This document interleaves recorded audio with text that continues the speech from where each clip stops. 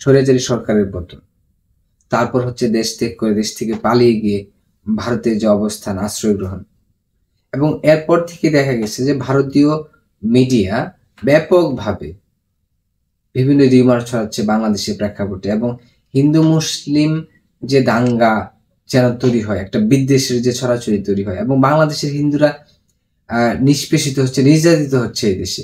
এই সমস্ত গুজব, অর্ধসত্য তথ্য এবং একদম শতভাগ মিথ্যা বানোয়ার তথ্য, এই যে অপপ্রচার দেশকে ঘিরে, এটা দেশের ইমেজকে যেমন বৈশ্বিকভাবে হেয় করে দিতে পারে, সেই সাথে ভারতের সাথে বাংলাদেশের যে একটা সম্পর্ক, বাংলাদেশের মানুষের যে ভারতের বিদ্বেষ, সেটা আরো ব্যাপক মাত্রায় বেড়ে যেতে পারে।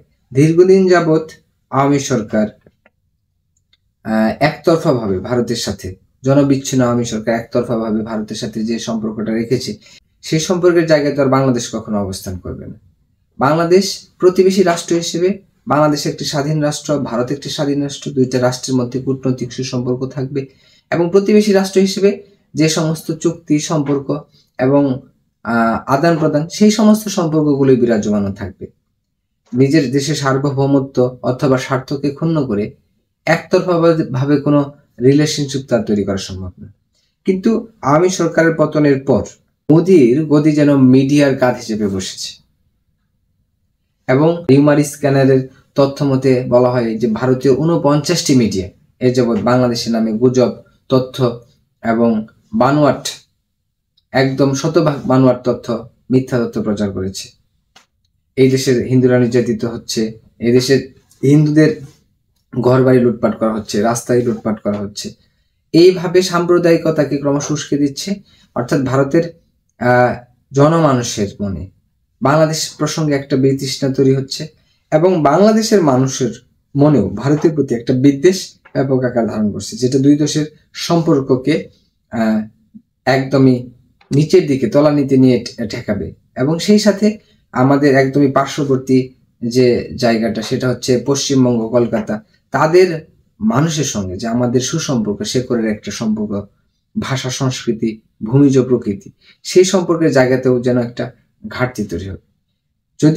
যদি আমরা সেই সমস্ত তথ্য আমার বাংলাদেশের বুদ্ধিজীবী এবং যারা মিডিয়ার সাথে রিলেটেড, সেই গুজবের প্রকৃত কোনো তথ্য বা জবাব না দেওয়া যায়, তাহলে হচ্ছে এই সম্পর্কে আরো ব্যাপক মাত্রায় ঘাটতি তৈরি হবে। 12 আগস্ট থেকে 5 ডিসেম্বর পর্যন্ত ভারতীয় মিডিয়াতে প্রায় 49টি মিডিয়াতে বাংলাদেশের নামে গুজব প্রচার করা হয় এবং মিথ্যা তথ্য প্রচার করা হয়। ভারতের গণমাধ্যম রিপাবলিক বাংলা সর্বাধিক 5টি গুজব প্রচার করে। এছাড়া হিন্দুস্তান টাইমস, জি নিউজ, লাইভ মিন্ট, এরা প্রত্যেকে, রিপাবলিক, ইন্ডিয়া টুডে, এবিপি আনন্দ, আজতক অন্তত 2টি করে গুজব প্রচার করে। এসব গুজব ছড়ানো বাকি 41টি মিডিয়া হলো Asian news international, NDTV, economic Times, the Indian express, first post, OP India. এই সমস্ত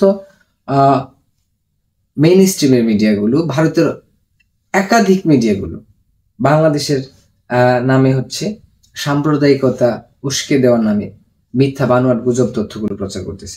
অথচ এর বিপরীতে গিয়ে যদি দেখি, বাংলাদেশের যে মানুষ, বাংলাদেশের নাগরিক যারা, তারা যে ধর্মেরই হোক না কেন, বিশেষত যদি হিন্দু এখানে প্রাসঙ্গিক, হিন্দু ধর্মের যারা, তারাও এখানে জবাব দিচ্ছে যে না, হ্যাঁ, আমরা ইউনিটির মধ্যে আছি, আমরা ভালো আছি, আমরা দেশকে ভালোবাসি, বরঞ্চ ভারত যে বিদ্বেষ আমাদের দেশের বিপক্ষে ছড়াচ্ছে, তার বিরুদ্ধে আমরাও সোচ্চার হয়ে উঠবো।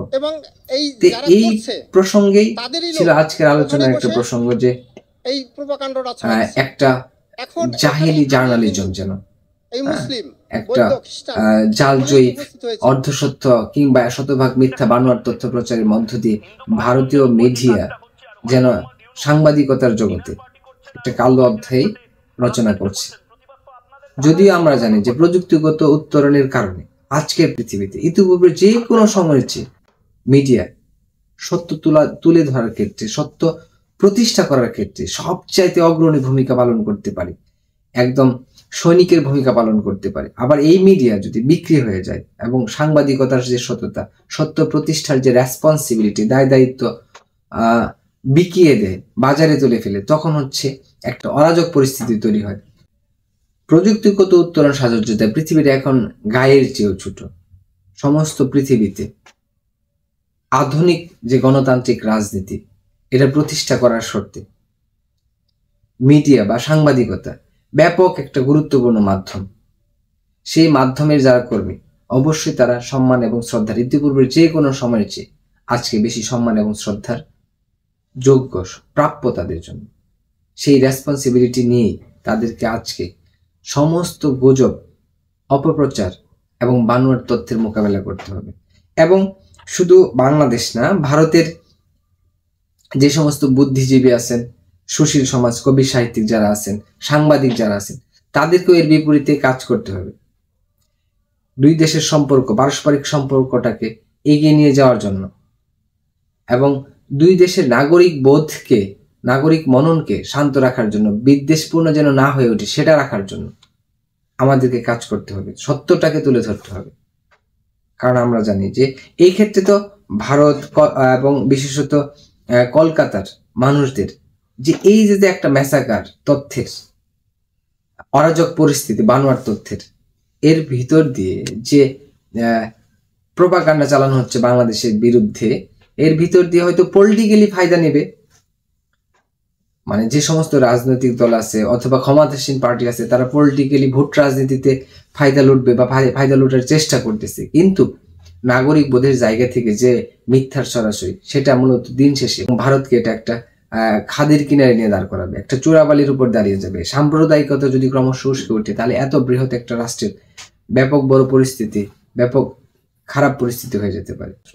তো বাংলাদেশের অভ্যন্তরে যে সমস্ত বিষয় ঘটবে, একটা স্বৈরাচারের পতন ঘটবে, একটা জন অভ্যুত্থান ঘটবে, নতুন সরকার আসবে, দেশটাকে নতুন ভাবে বিনির্মাণের প্রচেষ্টা হবে, সেটা নিয়ে তো ভারতের এত মাথা ঘামানোর প্রসঙ্গ নাই। অর্থাৎ বাংলাদেশে যে সরকারের পরিবর্তন হবে, গণতান্ত্রিক ধারাই হোক, জন অভ্যুত্থানের মধ্য দিয়েই হোক, সেক্ষেত্রে বাংলাদেশের মানুষের সঙ্গে আমাদের যে ঐতিহাসিক বন্ধুত্ব ছিল তার ছেদ ঘটার সবচাইতে বড় কারণ হচ্ছে শেখ হাসিনার প্রতি আমাদের পক্ষপাত। যদি আমরা এই পক্ষপাত না করি তাহলে বাংলাদেশ এবং ভারতের মানুষের সঙ্গে মানুষের, রাষ্ট্রের সঙ্গে রাষ্ট্রের সম্পর্ক অনেক স্মুথ হবে। আসে আমরা কেন পাশের বাড়ির জানলা দিয়ে নাক গলাবো? পাশের বাড়ির মধ্যে ধরুন স্বামী স্ত্রীর মধ্যে ঝামেলা হচ্ছে, আপনার কি রুচি যে আপনি তার মধ্যে প্রতিবেশী দেশ হিসেবে, আরেকটা স্বাধীন সার্বভৌম দেশ হিসেবে তার সাথে যে কূটনৈতিক সম্পর্ক, বাণিজ্যিক সম্পর্ক সেটা অব্যাহত থাকবে, তাদের সাথে একটা সম্মানজনক সম্পর্ক বজায় থাকবে, সেটা পৃথিবীর যে কোনো দেশের সাথে। স্বাধীন সার্বভৌম দেশ হিসেবে বাংলাদেশের সম্মানজনক সম্পর্ক বজায় থাকবে। এটা নিয়ে দেশকে ঘিরে ভারতীয় মিডিয়া বলি বা রাজনৈতিক দলসমূহ বলি, তাদের এত মাথা ঘামানোর, মাথা ব্যথার কারণ তো আর নেই। আলটিমেটলি ভারতের যে মানুষ, জনগণ, তাদের ক্ষেত্রেও একটা গুরুত্বপূর্ণ তথ্য এটা মনে রাখা উচিত যে সেইখানেও সাম্প্রদায়িক দলগুলো ভোট রাজনীতিকে সামনে রেখে সাম্প্রদায়িকতাকে উস্কে দিচ্ছে।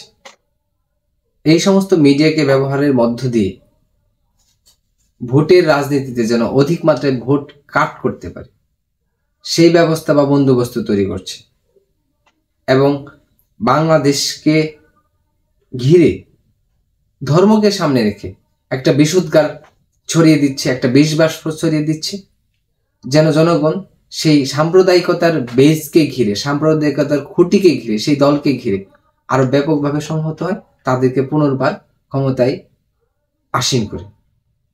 এই সমস্ত যে স্বার্থ সিদ্ধির একটা অপকৌশল, অপচেষ্টা, তার বিরুদ্ধে সে দেশের সুশীল, বুদ্ধিজীবী, কবি, সাহিত্যিক, সংবাদকর্মী যারা আছে তাদেরকেও এগিয়ে আসতে হবে। অর্থাৎ দুই দেশের নাগরিকদের মধ্যে সুসম্পর্ক বজায় রাখা, দুইটা রাষ্ট্রের মধ্যে সুসম্পর্ক বজায় রাখার প্রশ্নে দুই দেশের যারা প্রগতিশীল, অগ্রগামী, দেশপ্রেমিক, মানবিক বোধ সম্পন্ন, তাদের সবাইকে এগিয়ে আসতে হবে।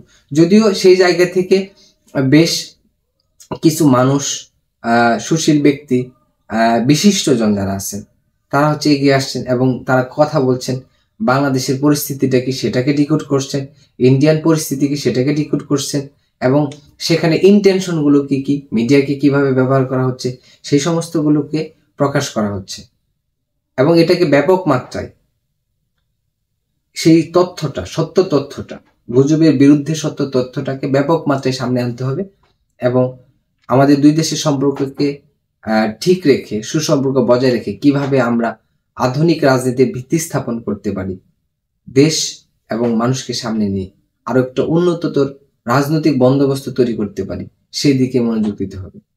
সবার জন্য শুভকামনা রইল।